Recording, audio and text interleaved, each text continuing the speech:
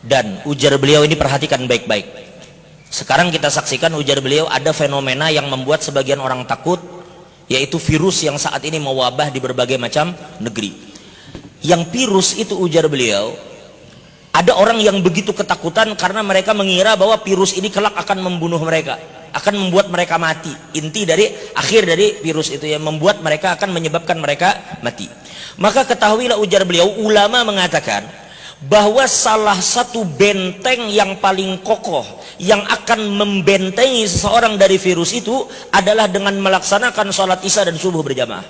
Kenapa? Karena Nabi yang bersabda dalam sebuah hadis yang sahih.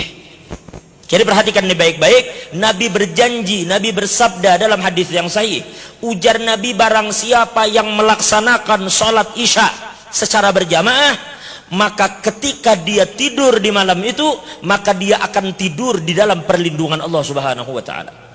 Dia berada dalam perlindungan Allah. Bagaimana mungkin seseorang ragu ketika dia berada dalam perlindungan Allah?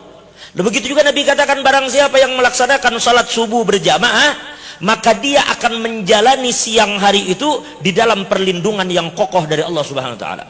Nah, ujar beliau, apabila seseorang sudah berada dalam perlindungan Allah, Allah yang menjamin melalui lisan Nabi Muhammad, bila orang sholat isya berjamaah, sholat subuh berjamaah, maka sepanjang malam dan sepanjang siang dia berada dalam benteng dan perlindungan Allah. Maka ujar beliau, tidak ada satupun virus, tidak ada satupun bala yang akan menembus seseorang apabila seseorang itu telah ternaungi di dalam perlindungan Allah Subhanahu wa ta'ala.